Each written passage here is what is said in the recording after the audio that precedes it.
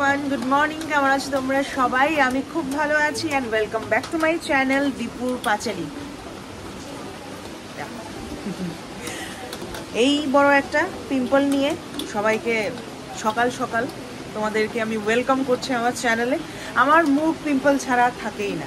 আজকে সকালবেলা হঠাৎ করে উঠে দেখি এটা উঠে আছে আর প্রচণ্ড পেইন। আমি বুঝি না আমার মুখের মধ্যে সব পেইনওয়ালা পিম্পল কেন উঠে।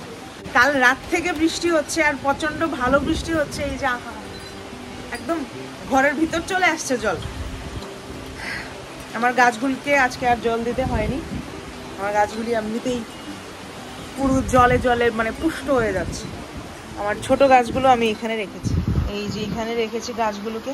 এত বাতাস হচ্ছে না, সব কিছু উড়িয়ে মানে বাঁকা করে নষ্ট করে দিচ্ছে। তো এগুলো তো এখনো ছোট বেবি ট্রি, তো বেবি ট্রিগুলোকে নিচে রাখলাম আর বাকিরা তো যথেষ্ট বড়, ওদের তো কোনো ক্ষতি হবে না। তো যাই হোক, আজকে হলো সোমবার, আজকে ওয়ার্কিং ডে। আহারে যারা যারা অফিস যাবে, স্কুলে মানে স্কুল তো বন্ধ অবভিয়াসলি, যারা যারা অফিস যাবে, কোর্ট যাবে, মানে কাজে বেরোবে, তাদের জন্য আজকের দিনটা কতটুকু বোরিং না, মানে মানে মন খারাপ হয়ে যাবে। বৃষ্টির দিন, একে ভিজে ভিজে যাওয়া, তার উপর একটা ব্যাপার আছে, একটা আরাম ব্যাপার আছে। ওই জিনিসটাকে ছেড়ে যেতে সবারই খারাপ লাগে।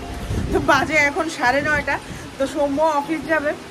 যদি গুয়াহাটিতে থাকতো আজকের দিনটাও স্কিপ করে দিতে। এখন এখানে আছে, এখানে স্কিপ করার কোনো আর চান্স নেই। তো যাবে অফিস। রান্নাঘরে যাই। এতক্ষণ আমি সকালবেলা উঠেছি, সেম আমার যে টাইমে ঘুম ভাঙে আমি তখনই উঠেছি, 6:30। আজকে একটু লেট করেই উঠেছি, কারণ সকাল থেকে বাইরে প্রচণ্ড হাওয়া। আর কালকে আমি দরজা জানালা সব বন্ধ করে, মানে সরি খুলেই ঘুমিয়েছিলাম। তো মানে হাওয়া দিচ্ছে। এবার একটা টাইম পর যখন বৃষ্টি নেমেছে, এতটা জোরে বাতাস না, ঘরে জল ঢুকে আসছে। তো উঠে গেছি, ঘুম ভাঙলো। ঘুম থেকে উঠার পরে একটু যোগা করার চেষ্টা করলাম, কিন্তু পারিনি। আজকে একটু মাসেল পেইন আছে। তো ভাবলাম রেস্ট ডে যখন, আজকে আমার সোমবারে উইকলি এমনিতে বন্ধ থাকে, তো আজকে এমনিতে রেস্ট ডে। তো রেস্ট ডে যখন রেস্টই করি, এত পাকামো করার দরকার নেই। চলো রান্নাঘরে যাই। পুরো ঘরে অন্ধকার, কারণ সব দরজা জানালা বন্ধ।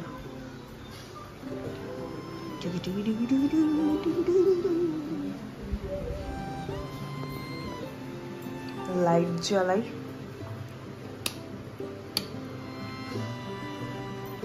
আজকে এতটা লেজি লাগছে না যে ব্রেকফাস্টে কিছু বানাবো, এটাও ইচ্ছে করছে না।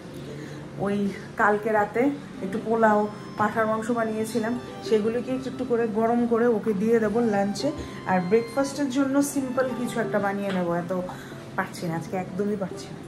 ইদানিং হচ্ছেই না আমার দ্বারা। দেখা যাক কি করা যায়। অনেক কিছুই আছে লাঞ্চের জন্য আর কি, ও যে অফিস নিয়ে যাবে লাঞ্চের জন্য সব কিছু একটু একটু করে গরম করে দিয়ে দেবো। যেদিন আমার আগের থেকে কোনো প্ল্যান থাকে না যে ব্রেকফাস্টে কী বানাবো, সেদিন আমি পেঁয়াজ নিয়ে বসে যাই। একটা পেঁয়াজ কাটা শুরু করি, কাটতে কাটতে আমার মাথায় চলে আসে যে আজকে কি রান্না হবে। তো যখন কিছু থাকে না, অগতির গতি, ডিম তো আছেই। তো ভাবলাম আজকে অন্য কিছু আর হবে না, একটা ডিম অমলেট করব। রুটিকে ভালোভাবে এপিট ওপিট করে ভেজে তারপর ডিমের সাথে সেকে দিয়ে দেবো। পাউরুটি থাকতো খুব ভালো হতো, একটা টোস্ট বানিয়ে দিতে পারতাম, বাট ঘরে পাউরুটিও নেই। তো সেই জন্য রুটি আছে, রুটিকে ভালো করে এভাবে ডিম দিয়ে ওপিট ওপিট করে দিয়ে দেবো। অ্যাকচুয়ালি বায়নাটা আমার বরেরই। আমার শ্বশুর আর শাশুড়িকে যাই দাও ও মানে সোনামুখ করে খেয়ে নেয়, কিন্তু আমার বরটা একটু নাক করে। তো এই জিনিসটা ওর খুবই পছন্দের। ব্রেকফাস্টে এটা পেলে ওর আর কিছুই লাগে না।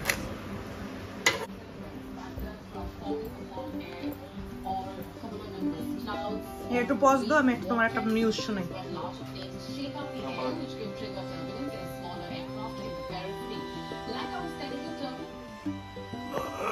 বাবু ললিতা দি আজকে আসবেন।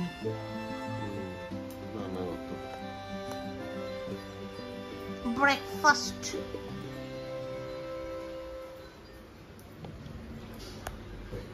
ওর লাঞ্চটা দেখিয়ে দিই।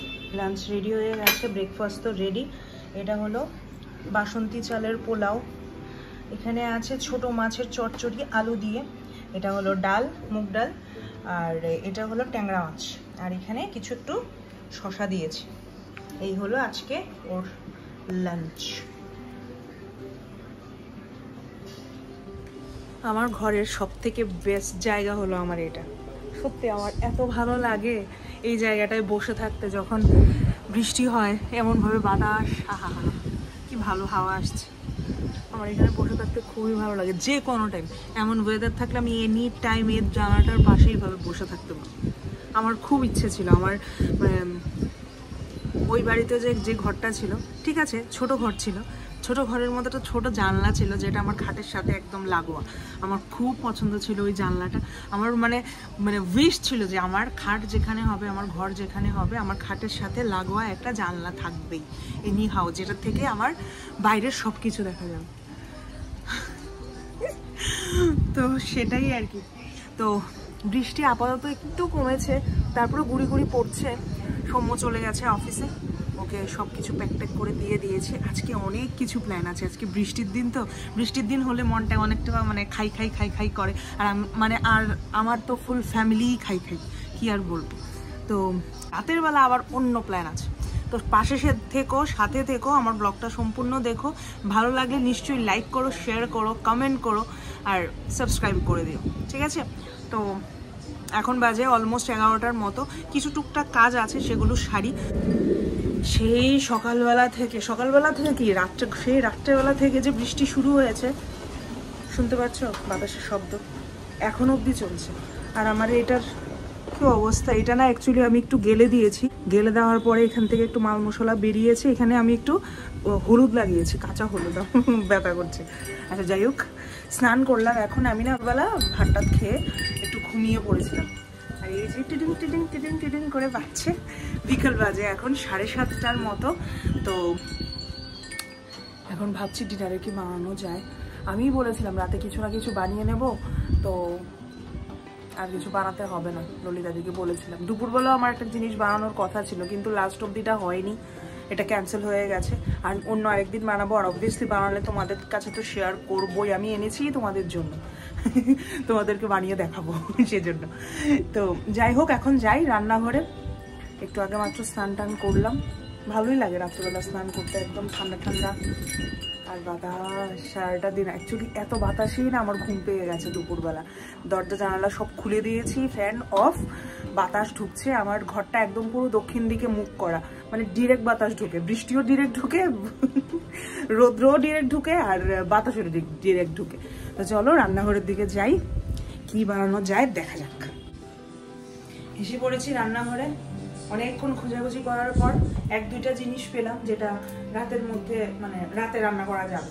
তো ভাবছি একটু ইডলি বানাবো আর একটু চাটনি বানাবো। চাটনিটা একদম টমেটোর চাটনি হবে, নর্মাল টমেটোর চাটনি, একদম দোসার সাথে যেটা পাওয়া যায়, একদম পারফেক্টলি বানাবো। তোমাদের কাছে একদিন আমি শেয়ারও করেছিলাম, তখন ইডলি, সাম্বার আর চাটনি তিনটাই শেয়ার করেছিলাম। আজকে শুধু ইডলি আর চাটনি হবে, সাম্বারটা হবে না, তো তামঝাম হচ্ছে না আজকে করছি না। তো চাটনি বানাবো, ইডলি বানাবো, দ্যাটস ইট। চলো শুরু করি তাহলে। এখানে 1 বাটি দই। ইদানিং আমার সাউথ ইন্ডিয়ান ডিশ খেতে এত ভালো লাগে।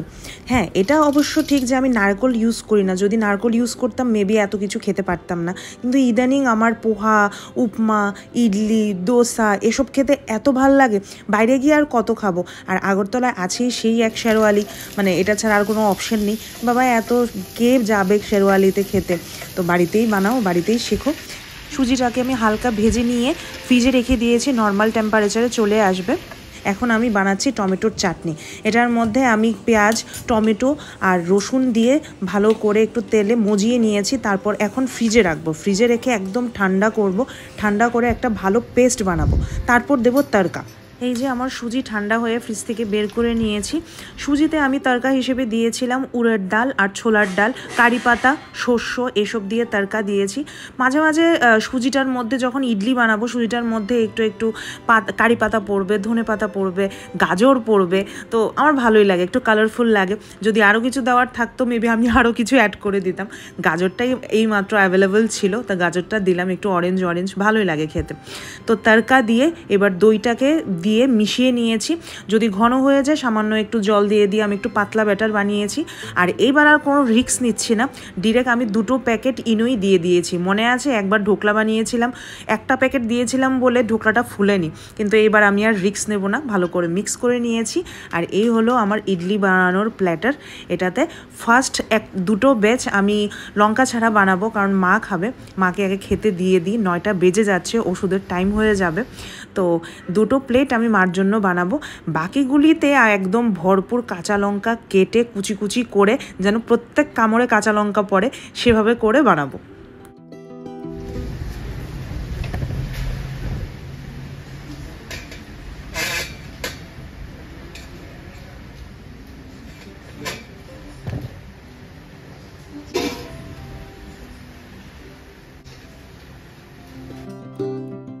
আমার টমেটো, কাঁচা লঙ্কা, শুকনো লঙ্কা, তারপরে রসুন দিয়ে পেঁয়াজ দিয়ে যে একটা সতে করে রেখেছিলাম, সেটা ফ্রিজে ছিল, ঠান্ডা হয়ে গেছে, পেস্ট বানিয়ে নিয়েছি। তারপর এটার সাথে একটা ইম্পর্টেন্ট জিনিস অ্যাড করতেই হয়, তেঁতুলের রস। সাম্বারে যেমন সাম্বার মশলা আর তেঁতুলের রসটা খুবই ইম্পর্টেন্ট, তেমনি এই চাটনিতেও একটু তেঁতুলের রস না পেলে না ওই দোকানের মতন টেস্টটা আসে না। আর তেঁতুলের রসটা আমি একদমই অল্প দিচ্ছি, কারণ মার খাওয়া বারণ টক জাতীয় যে কোনো জিনিস, তো তেঁতুলটা আমরা একটু অ্যাভয়েডই করি, খুব কমই ইউজ করা হয়, কিন্তু এটাতে না দিলেই নয়, তো দিলাম তেঁতুলের রস। আর একদম কাঁচা তেঁতুল ছিল, গন্ধেই না আমার মানে জিভ থেকে জল বেরিয়ে আসছিল। এখন যে আমি তোমাদের ভয়েস ওভার দিচ্ছি, এখনও আমার মুখ থেকে টস টস করে জল পড়ছে।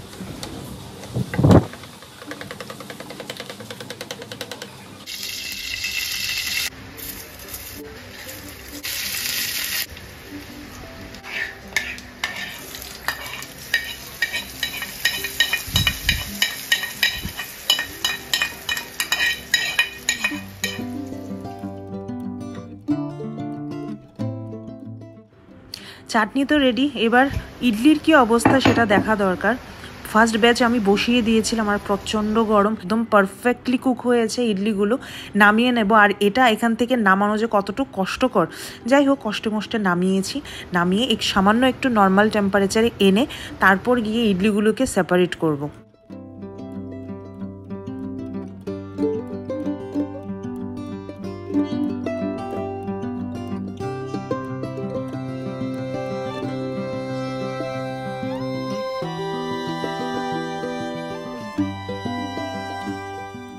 যথেষ্ট সুন্দর করে ফুলেছিল ইডলিগুলো। আর এটাই ছিল আমাদের আজকের ডিনার। তো কেমন লাগলো আজকের ব্লগটা নিশ্চয়ই কমেন্ট বক্সে জানাবে, আর শেয়ার করে দিও, সাবস্ক্রাইব করে দিও। আর তোমরা সবাই ভালো থেকো। আজকের ব্লগটা এখানেই শেষ করছি, দেখা হচ্ছে আমার নতুন একটি ব্লগে নেক্সট দিন। Till then tata, bye bye, good night, এবং ভালো থেকো তোমরা সবাই।